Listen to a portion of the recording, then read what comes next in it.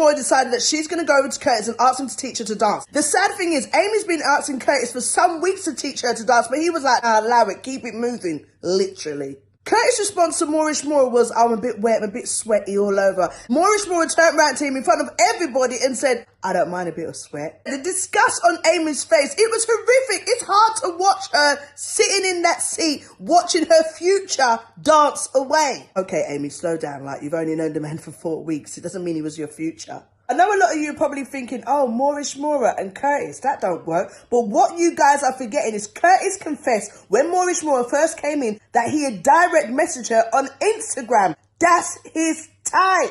I thought he didn't have a type. Moorish Moore and Lucy decided to go and tell Marvin and George that they're not interested in him anymore. George took it on the chin. I don't even know if he realised they were talking to him.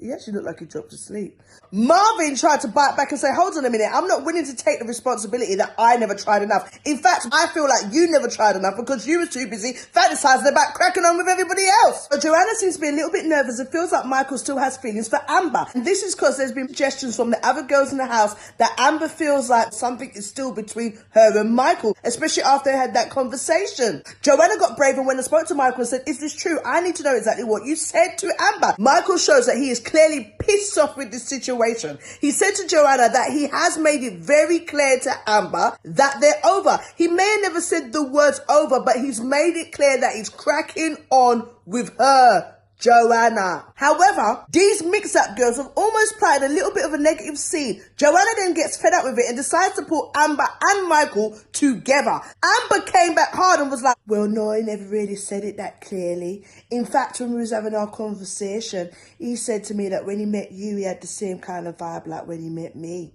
Furthermore to that, look at the conversation we had. Does it look like he was saying it was over?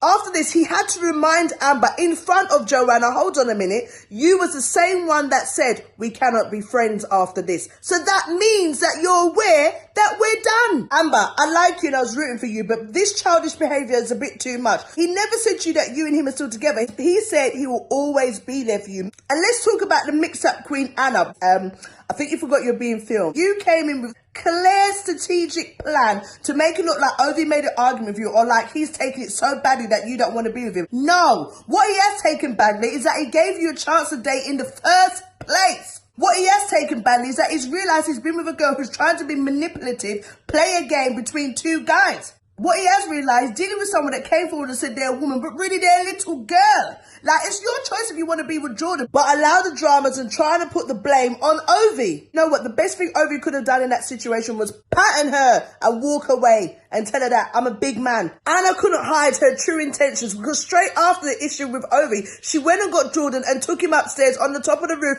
and lipped up with him. She even told him, Ovi's pushing me away and acting like this because, you know, obviously he wants me. And taking the breakup badly. No, there needs to be workshops and program interventions about people like this. After Ovi went and told Jordan, go and get his missus, Jordan said he's not rising to it. Brethren, you couldn't. You'd have to go on tiptoes, put a couple of boxes, stand on a step. Yeah, just allow it.